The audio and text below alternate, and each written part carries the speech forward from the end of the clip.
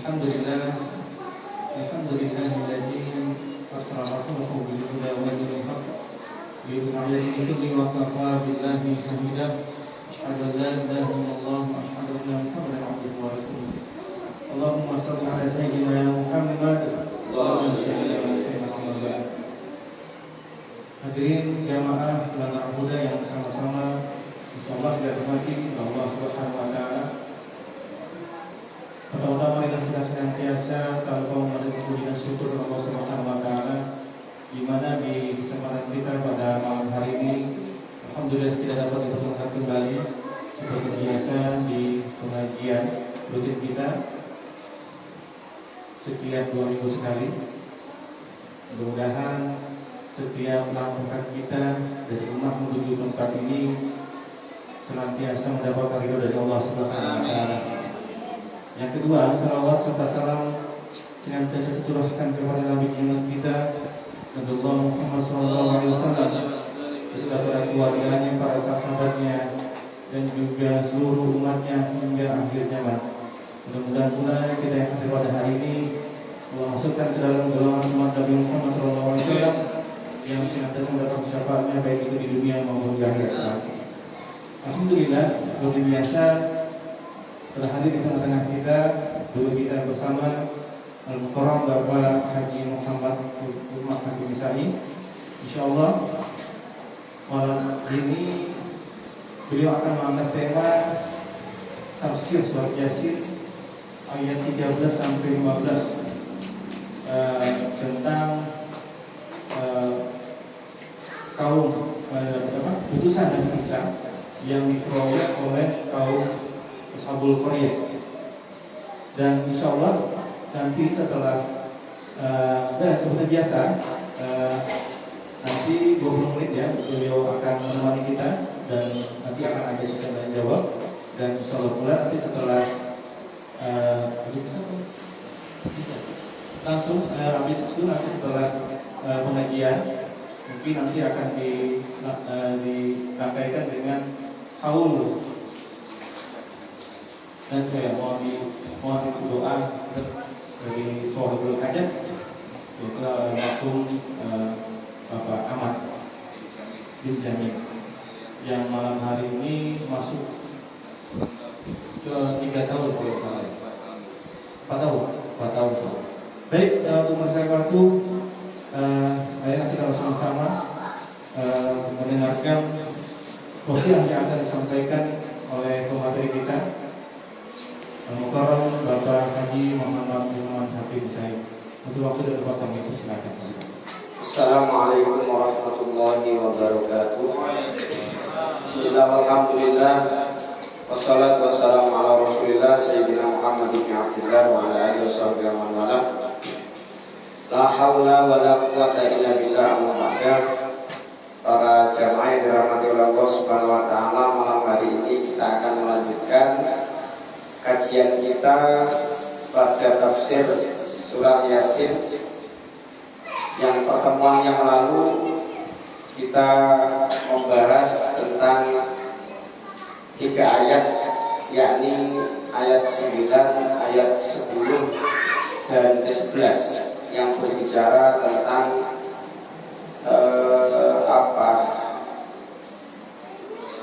royalti ataupun aliran pahala, ya, aliran pahala yang akan terus mengalir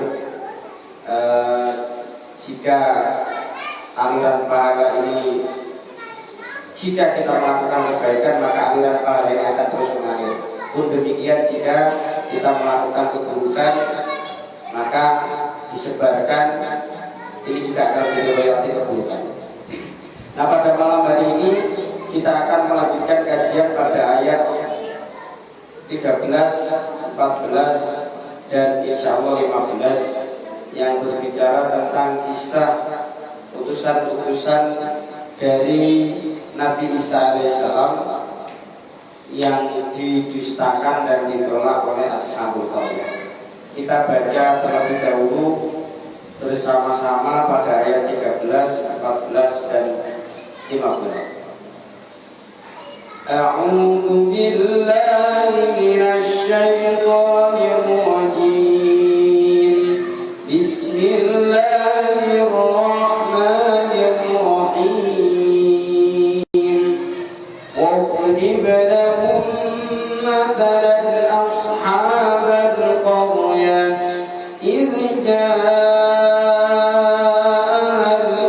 المرسلون إذ أرسلنا إليهم اثنين فكذبوهما فعززنا بثالث فقالوا إنا إليكم مرسلون قالوا ما أنتم إلا بشر مثلنا وما أنزل الرحمن من شيء إن أنتم إلا تكذبون قالوا ربنا يعلم إنا إليكم لمرسلون صدق الله العظيم. Bismillahirrahmanirrahim. Wadrib lahum mathalan ashabal qaryah. Wadrib, dan berikanlah perumpamaan wahai Nabi Muhammad lahum kepada orang-orang Quraisy. Mathalan, sebuah permisalan atau contoh ashabal qaryah, bagi ashabul qaryah. Dalam kaitannya dengan orang-orang kafir Quraisy ini, Allah Subhanahu wa taala memerintahkan kepada Nabi Muhammad agar memberikan tamsil, agar memberikan contoh kepada kaum kafir Quraisy. Nah, contoh ini menjadi penting agar bisa jadi perbandingan, agar jadi perbandingan bagi kita dengan contoh yang ada. Contoh yang diketekankan oleh Nabi Muhammad adalah ashabul qaryah, yaitu penduduk suatu negeri. Para ahli tafsir itu sepakat bahwa penduduk negeri atau ashabul qaryah yang dimaksud itu adalah negeri Antioquia. Negeri Antioquia ini adalah suatu negeri yang sekarang itu berada pada dekat Turki, ya, di Turki. Cuman Korea ini tidak penting. Yang menjadi penting adalah apa yang terjadi di Korea. Korea atau tempatnya di mana sekarang, Antioquia itu enggak terlalu penting. Yang terpenting apa yang terjadi dengan penduduk kota ini. Penduduk negeri ini dulunya seperti apa? Kok bisa dijadikan sebuah permisalan? Jadi penduduk negeri ini menurut riwayat banyak keterangan bahwa penduduk negeri yang dimaksud ini dulu tidak punya rekam jejak yang buruk terhadap orang-orang yang datang ke negerinya, yang membawa hal-hal yang positif. Masuk ke daerah Rimbau, masuk ke daerah Belaro, selalu diterima karena membawa ajaran-ajaran yang baik, membawa ajaran-ajaran yang positif. Nah, ashabul qaryah ini dijadikan permisalan kepada kaum kafir Quraisy. Ketika ashabul qaryah ini dilalah itu apa ya? Tiba-tiba itu mendustakan dan menolak, bahkan mereka mengeroyok, bahkan mereka mau membunuh.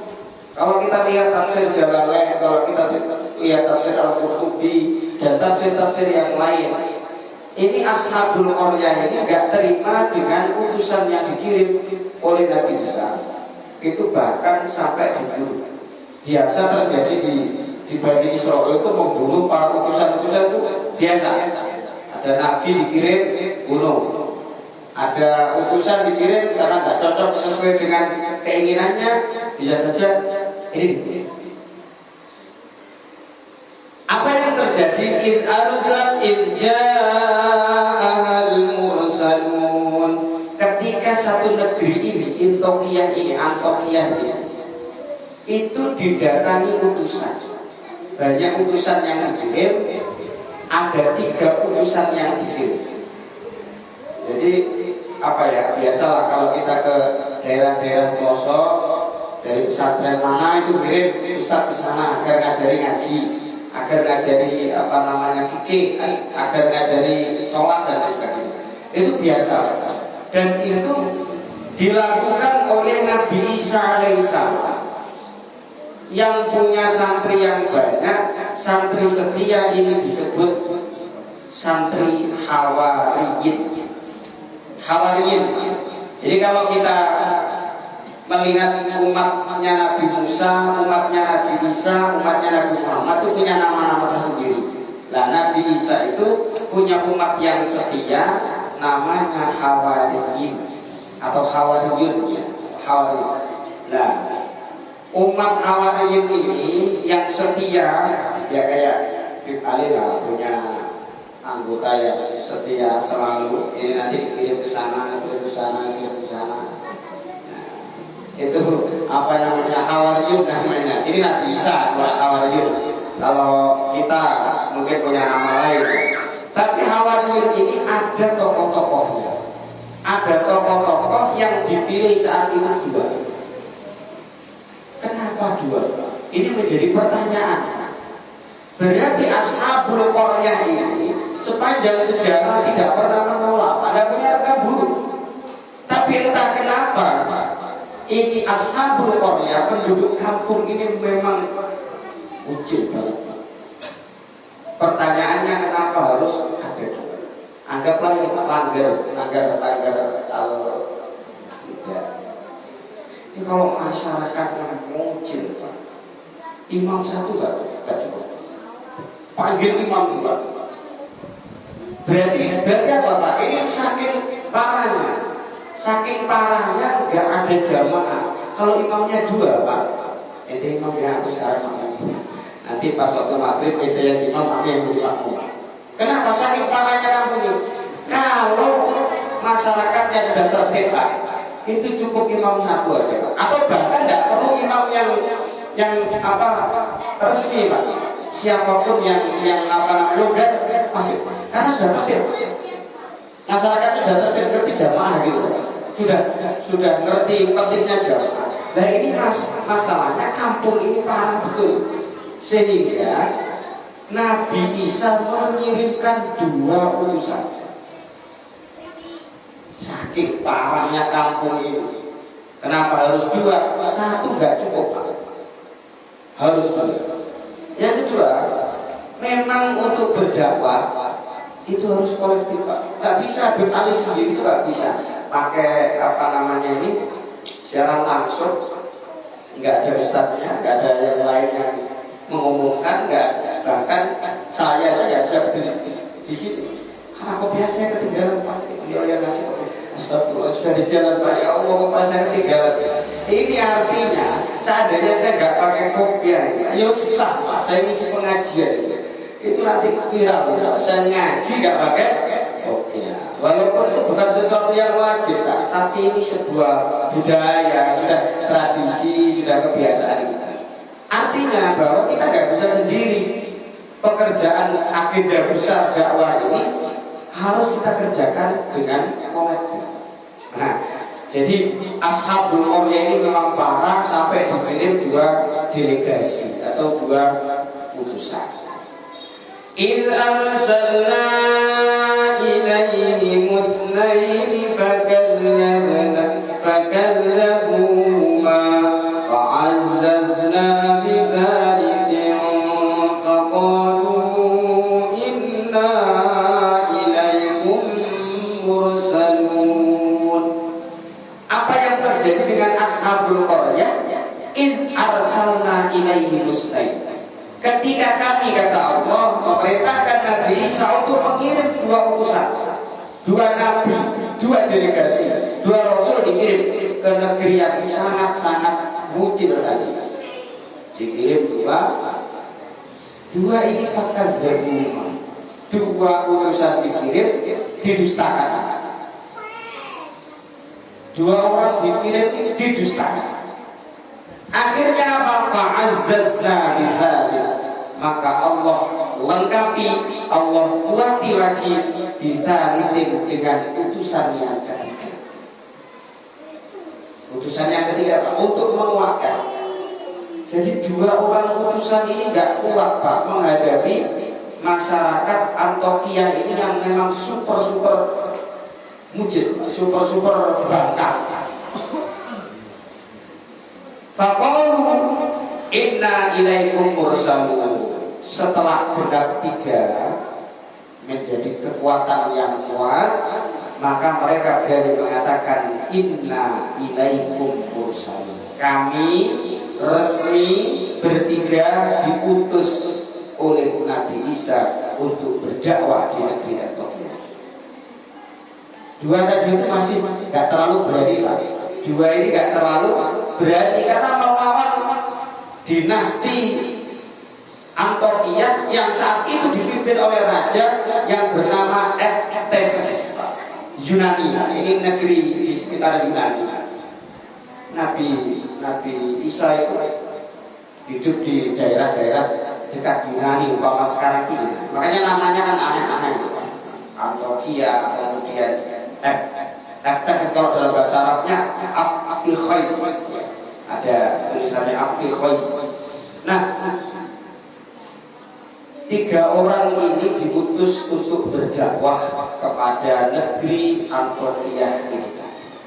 Wes kita sekarang membahas tafsir. Minallahi fawahiduhu wa aminu bihi.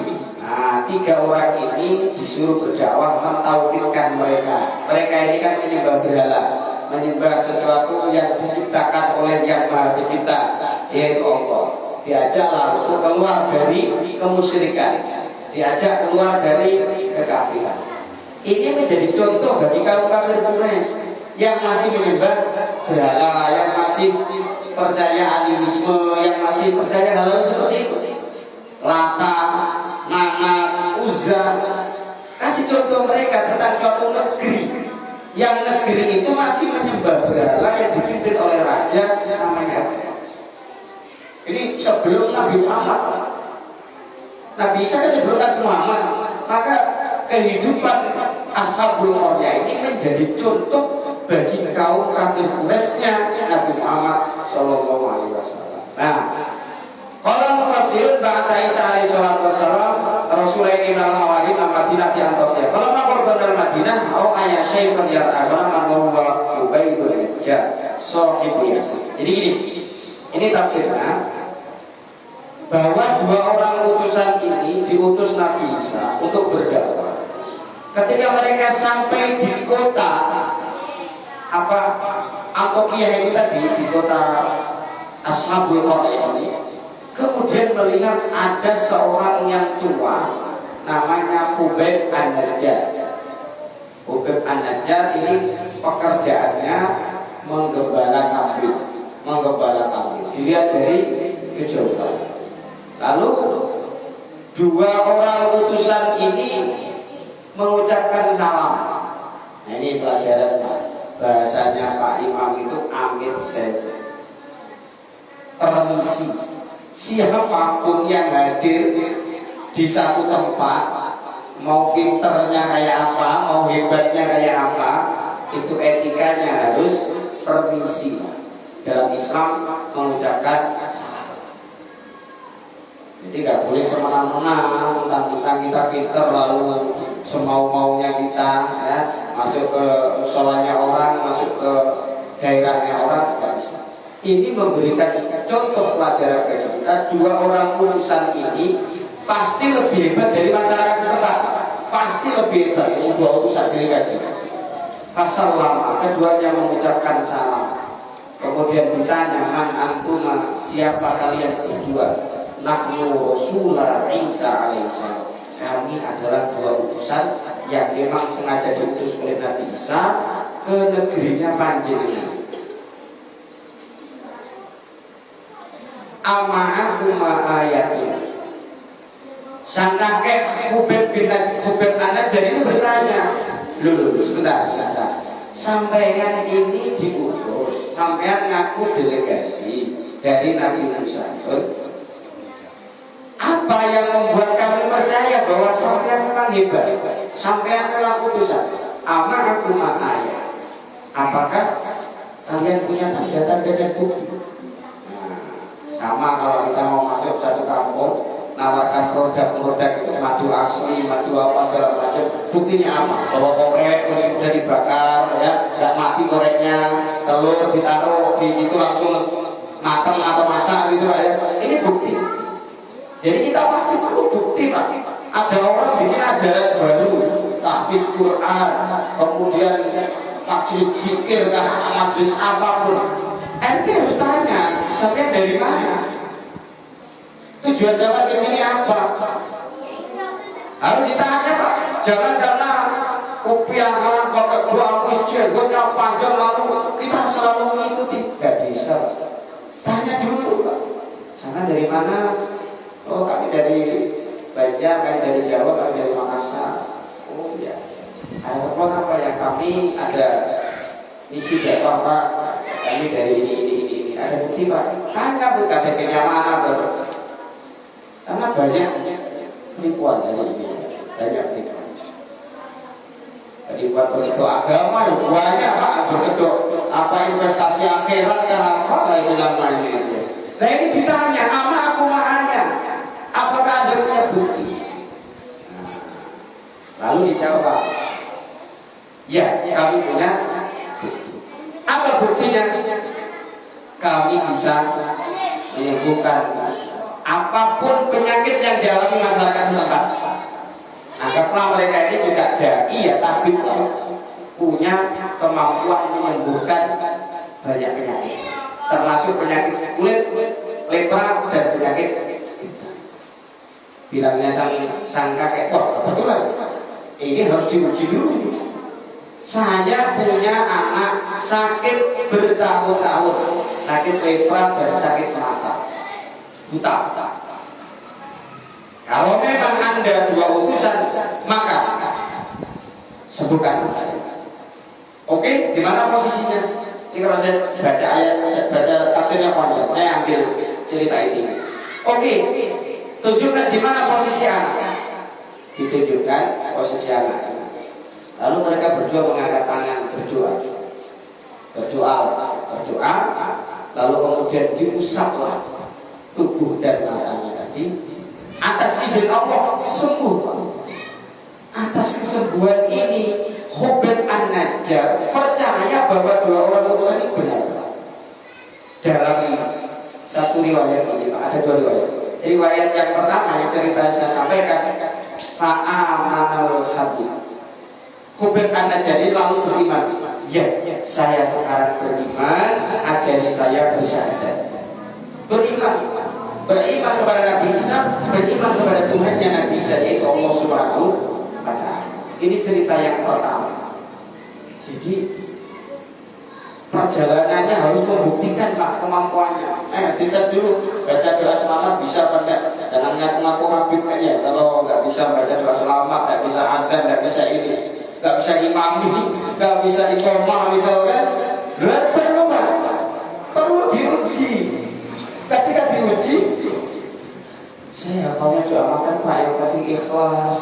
Waduh repot ini kayak gini. Jadi perlu sebuah bukti, Pak. Artinya kita dalam kehidupan bermasyarakat ketika ada seseorang menawarkan sesuatu kepada kita, perlu kita uji. Baik itu agama, terutama agama, karena itu urusan yang paling penting adalah agama. Diuji. Ternyata sukses, Pak. Masih menghadapi satu orang. Makanya Pak, menghadapi orang yang ngerti sama orang yang keminter itu susah. Kalau ini ngerti Pak, oh iya berarti ada bukti nyata. Akhirnya bukti. Tapi ada orang yang keminter, Pak. Keminter itu apa ya Pak ya? Bahasanya itu apa sih Pak? Pak Imam, keminter itu merasa pintar. Nah ketika dikasih dalil, ketika dikasih keterangan, dia akan protes Pak.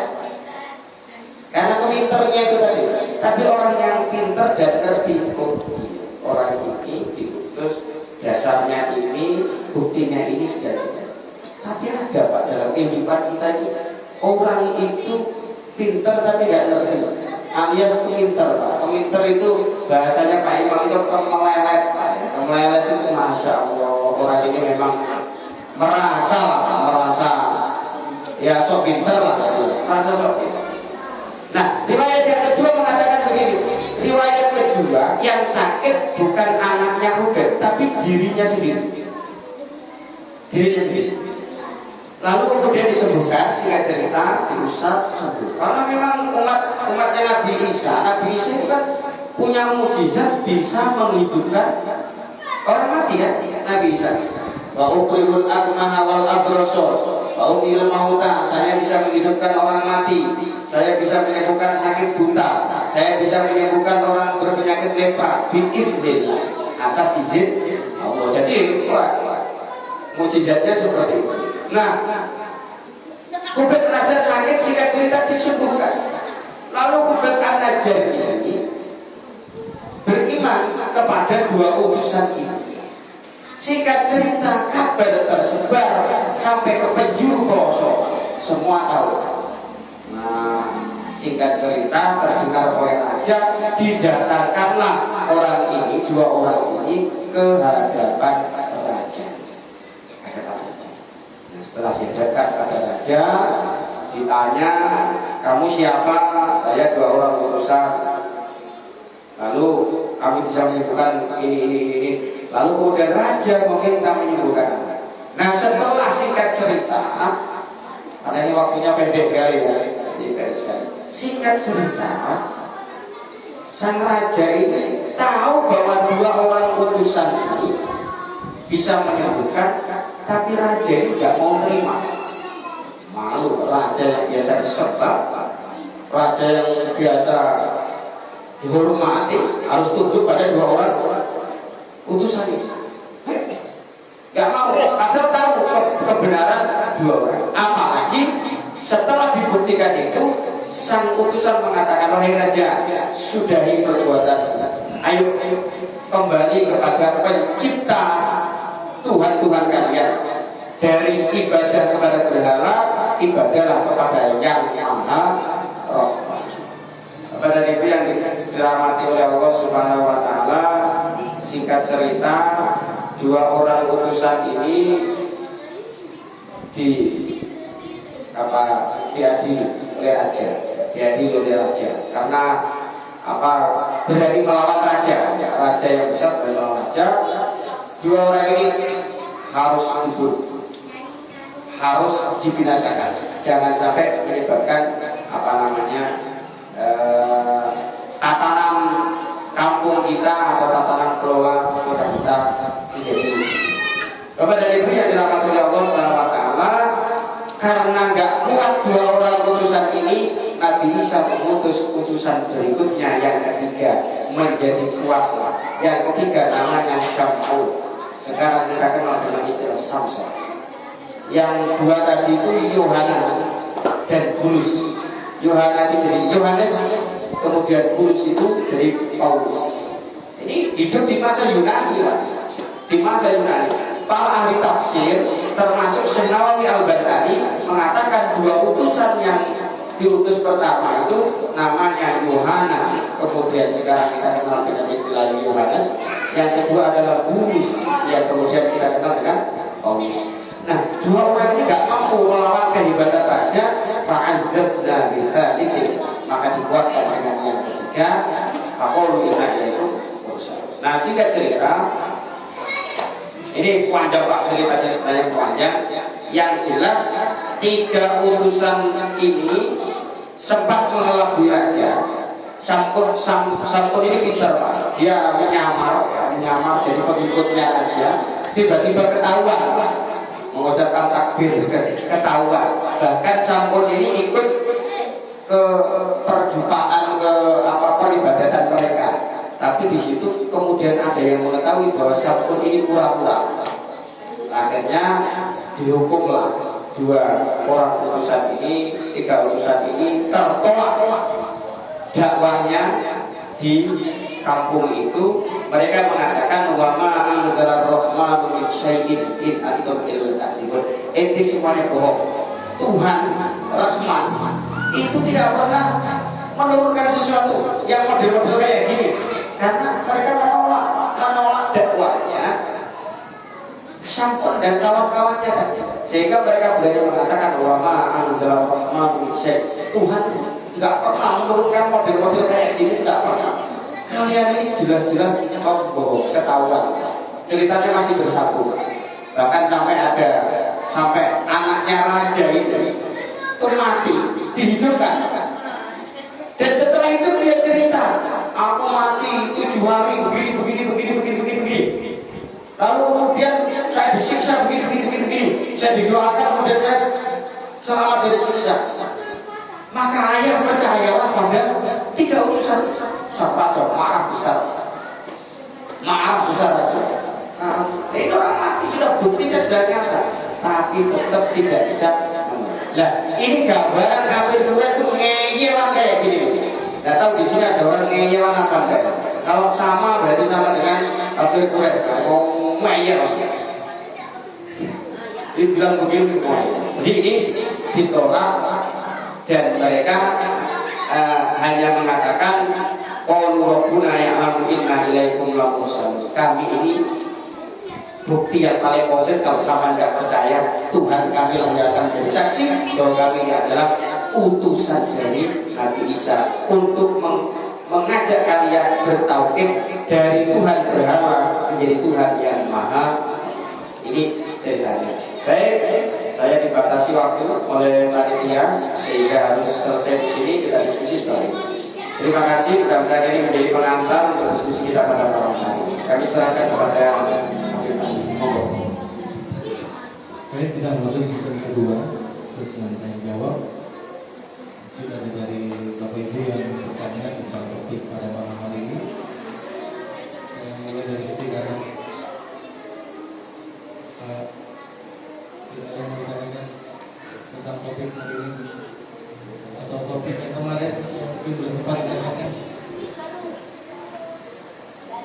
Bapak, kebetulan ini ada hadiah yang bertanya, nanti kami beri 2 koper coklat sebagai apa namanya penyemangat.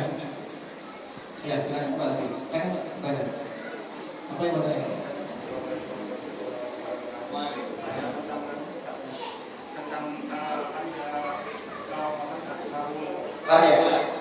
Apakah sampai sekarang masih ada kapal yang sudah musnah yang kaumnya zaman Nabi Musa ya, terus Nabi Muhammad seperti kaumnya Sodom dan sebagainya.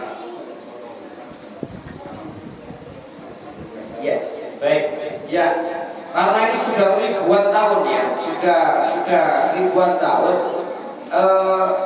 Kaum atau ashabul qaryah itu sudah tidak ada. Ya. Tempatnya pun sudah berubah ya. Apa daerahnya sudah berubah. Jangankan orang Nabi Isa, Nabi Muhammad saja di masa Nabi Muhammad itu sudah berubah. Ka'bah yang sudah seperti itu berubah apa namanya bentuknya ya. Berubah bentuknya tambah ramai, gedung-gedung menjulang. Kalau dulu masih termasuk mas'a, tempat sa'i itu ya kayak sekarang sudah ada hakaknya, ber-AC, terus nikmat sekali. Jangankan Nabi Muhammad, kerajaan kita sekarang sudah berubah. Di Muara pun sudah berubah. Majapahit, kemudian Joyoboyo, Doho dan lain sebagainya, kerajaan-kerajaan itu baru kemarin lah istilahnya dibandingkan dengan Nabi Isa alaihissalam. Hanya tilas ya, sejarah-sejarahnya saja. Jadi kalau sekarang dicari negeri Utopia itu ya nggak ada. Cuma dulu pernah ada di daerah. Ada loh negeri yang dibunyikan oleh Allah, ditenggelamkan oleh Allah di zamannya Nabi Isa, zaman Nabi Musa. Kalau ditenggelamkan oleh Allah bersama para pendukung dan kroni-kroninya, satu kampung itu ditenggelamkan oleh Allah. Kaum Sodom dan lain sebagainya. Jadi memang tidak ada lagi Pak, sudah tidak ada lagi dicari ada. Itu hanya cerita dan sejarah yang menjadi pelajaran bagi kita. Saya kira itu Pak. Dapat hadiah dari. Terima kasih Pak atas pertanyaannya. Kami buka 2 pertanyaan lagi. Silakan. Maksimal. 2 pertanyaan lagi.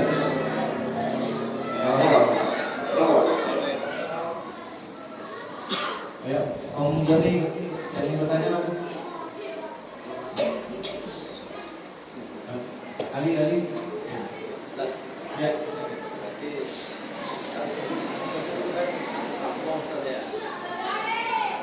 kampung maupun itu juga sudah dipastikan ke semuanya atau apakah juga masih ada? Karena kalau semuanya tadi orang yang itu sampai sekarang masih banyak. Iya. Hubungannya dengan Iya. jangan lagu-lagunya. Iya. Jadi ini lebih pada pengeyalannya Pak ya, bukan pada kampungnya ya. Jadi gini, jadi mereka itu sebuah gambaran kota ataupun kampung yang sudah sekian ribuan tahun Pak ya. Tentu ada perubahan yang sifatnya secara keseluruhan Pak. Bahkan mungkin orang keturunan-keturunannya sudah tidak ada lagi Pak. Nah, maka yang menjadi titik tekannya adalah orang-orang yang ada di negeri itu, yaitu memang kecil, orang-orang yang ngeyel betul, dan sampai 2 utusan 3 utusan ini nggak mampu untuk membuat mereka Islam. Hanya seberapa orang saja, termasuk Quran aja, dakwahnya pun tersembunyi, sembunyi. Dan itu nanti kan ada pelarian sampai Nabi Isa tertuduh untuk dilantik jadi Tuhan segala macam itu ya. Itu kan ada yang berlari untuk menyelamatkan diri ya di saat itu. Tapi ini sudah, makanya Yunani itu kan kuno Pak, negeri kuno Pak ya, tinggal kuil-kuilnya, tinggal sejarah-sejarahnya saja. Nah, bagaimana terkait dengan orang-orang yang muncul? Kalau dulu Pak binasa, tapi umatnya Nabi Muhammad enggak. Ketika mereka muncul, bahkan mau membunuh Nabi Muhammad, menentang Nabi Muhammad, bahkan mereka melanggar wujudnya memiliki saja. Kenapa? Karena barokahnya Nabi Muhammad, semua dakwah atau doa para nabi terdahulu mustajab. Dan ini tadi berkata Nabi Muhammad, enggak, aku tahan aja ya Allah, biar aja nanti buat senjata terakhir kali, yaitu dari akhirat. Nabi Isa itu umatnya muncul ya tadi Pak sudah dibinasakan sama Allah. Nabi Musa binasakan, Nabi Lot umatnya muncul dibinasakan. Tapi Nabi Muhammad ya Allah, saya enggak model kayak gitu. Saya nggak berkarakter kayak gitu, karena saya ini nggak mau lah umat saya ini celaka, nggak mau. Biar muncul kayak apa tetap menakut, asal mau selawat, asal mau pengingati. Nah, berarti saya bahas di materi selanjutnya Pak dengan rahasia. Jadi intinya seperti itu Pak, bahwa umat-umat terdahulu itu kalau yang nggak beriman, muslim, mendustakan Rasul itu nggak fa'agroknahum, ditenggelamkan oleh Allah, fa'ahlaknahum, dibinasakan oleh Allah, habis mereka. Kecuali umatnya Nabi Muhammad Sallallahu Alaihi Wasallam. Selanjutnya hadir dari Jumat bersama anak cucu juriat semuanya diajak ke sini. Insya Allah kita akan ada maulid Nabi Muhammad Sallallahu Alaihi Wasallam. Saya kupas lebih dalam lagi Pak, karena di sini sudah dibahas. Ya, jadi nanti kita akan kupas lebih luas lagi karena ada tanya jawab. Baik. Ada lagi sebelum kita baca doa arwah? Ada lagi? Cukup? Ya, kalau cukup mari kita bersama-sama mengingat dan mengenang kembali wafatnya almarhum Bapak Ahmad bin Jamil yang beliau sudah wafat 19 Oktober 2020, 2 Rabiul Awal 1442 Hijriah. Sekarang 1445 Hijriah, 345. Sudah 3 tahun beliau meninggalkan kita. Dan kita yang masih hidup itu diperintahkan untuk mengingat kematian, mengingat beliau, mengingat perjuangan beliau, istiqomahnya, ngeramut langgarnya, ikhlasnya. Kita ingat dengan cara apa? Dengan cara mengirimkan doa. Mudah-mudahan almarhum Bapak Ahmad bin Jamil senantiasa dilapangkan syukurnya oleh Allah, diterangkan diberikan nikmat kubur, dijadikan kuburannya raudhatan min riyadhil jinan, dan dijauhkan dari siksa kubur. Ila hadratin Nabi Mustafa Rasulullah Muhammad sallallahu alaihi wasallam wa ala alihi wa ashabihi wa azwajihi wa dzurriyyatihi wa khususan ila ruhi al-marhum Bapak Ahmad bin Jamil Al-Fatihah. A'udzu billahi minasyaitonir rajim. Bismillahirrahmanirrahim. Alhamdulillahirabbil alamin arrahmanir rahim maliki yaumiddin. Iyyaka na'budu wa iyyaka nasta'in. Shiratal mustaqim. Shiratal ladzina an'amta 'alaihim ghairil maghdubi 'alaihim waladdallin. Amin. Bismillahirrahmanirrahim. Qul huwallahu ahad. Allahus samad. Lam yalid wa lam yulad wa lam yakul lahu kufuwan ahad. Bismillahirrahmanirrahim. Qul huwallahu ahad. Allahus samad. Lam yalid wa lam yulad wa lam yakul lahu kufuwan ahad. Bismillahirrahmanirrahim. Qul huwallahu ahad. Allahus samad. Lam yalid wa lam yulad wa lam yakul lahu kufuwan ahad. La ilaha illallah wallahu akbar. Bismillahirrahmanirrahim. Qul a'udzu birabbil falaq min syarri ma khalaq min syarri ghasiqin idza waqab min syarri naffathati fil 'uqad min syarri hasidin idza hasad. La ilaha illallah wallahu akbar.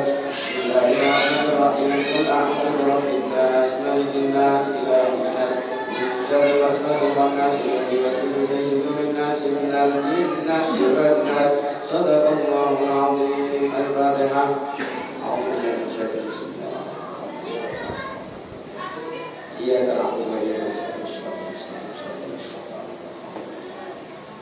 Bismillahirrahmanirrahim. Alhamdulillahirabbil alamin wassalatu wassalamu ala asyrafil mursalin sayyidina Muhammadin wa ala alihi wasallam ajmain.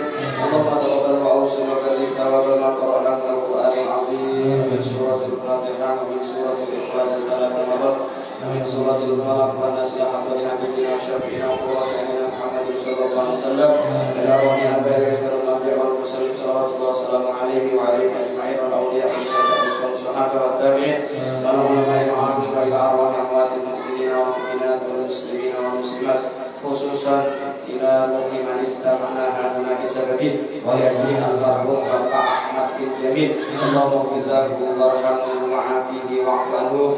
Allahumma ighfir lahu warhamhu wa'afihi wa'fu anhu. Allahumma ighfir lahu warhamhu wa'afihi wa'fu anhu. La tahrimna ajrahu wa la taftinna ba'dahu. Waghfir lana wa lahu. Allahumma anzil rahmah wal maghfirah wasyafa'ah wal nur wal bahjah was-surur wal rizqa wal ni'mata 'alaihi wa 'ala ahli al-qubur min ahli la ilaha illallah Muhammadur Rasulullah. Najina wa iyyakum min 'adzabil nar wa min 'adzabil qabri wa min fitnatil mahya wal mamat wa min fitnatil masiihid dajjal bi rahmatika ya arhamar rahimin. Allahumma ij'al qabrahu rawdatan min riyadil jinan wa la taj'al qabrahu ghafratan min huddatil niran. Allahumma ij'al akhir kalamina 'inda dina la ilaha illallah la ilaha illallah la ilaha illallah Muhammadur Rasulullah sallallahu alaihi wasallam. Ahyina 'alaiha ya hayyu wa amitna 'alaiha ya mumit wa ba'atna min quburina ya ba'id warfa'na wa ra'na biha yawma la yanfa'u malun wa la banun illa man atallaha biqalbin salim. Rabbana atina fid dunya hasanah wa fil akhirati hasanah wa qina 'adzabannar. Ghafarallahu lana wa lahum bi rahmatika ya arhamar rahimin. Sallallahu ala sayyidina Muhammad wa ala alihi wasallam. Subhana rabbika rabbil izzati amma yasifun wa salamun alal mursalin walhamdulillahi rabbil alamin. Lillahi ta'ala wa li syafa'ati rasulillah wa khususan ila ruhi al-marhum Bapak Ahmad bin Jamil lahul Fatihah. A'udzu billahi minasyaitonir rajim. Bismillahirrahmanirrahim. Alhamdulillahi rabbil alamin arrahmanir rahim maliki yaumiddin. Iyyaka na'budu wa iyyaka nasta'in. Shiratal mustaqim shiratal ladzina an'amta 'alaihim ghairil maghdubi 'alaihim waladdallin. Amin. Amin. Atas segala kekurangan Allah Wassalamualaikum warahmatullahi wabarakatuh. Baiklah, demikian sudah menjadi beberapa hari ini kami dari Bidang Pengurusan Berkuda mengucapkan terima kasih kepada khususnya dua ustaz yang sudah mengisi waktu dan waktunya teman-teman kita mengisi di kita di Berkuda. Dan juga saya mengucapkan terima kasih juga kepada para jamaah Bapak Ibu yang sudah waktu bulan untuk bisa hadir di pengajian kami. Insyaallah kita akan bertemu lagi di pengajian selanjutnya 2 minggu. Ya, sekali itu ya, sekali itu juga kami menyampaikan kepada para jamaah dan juga masyarakat sekitarnya yang ada di sekitar Lantar Huda bahwa insya Allah di Lantar Huda akan menyelenggarakan perayaan Maulid Nabi besar kita Nabi besar Muhammad SAW yang insya Allah akan dilaksanakan pada malam Sabtu tanggal 12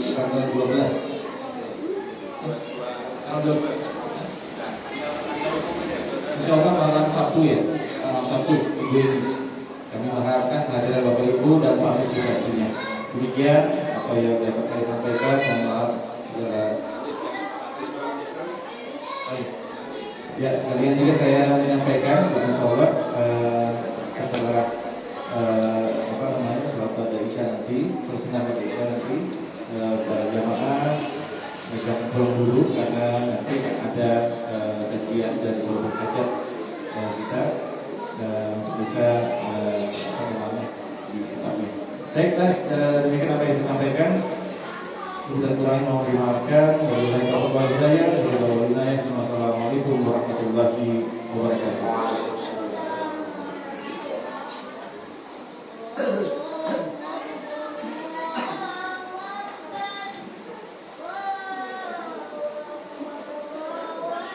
الله أكبر الله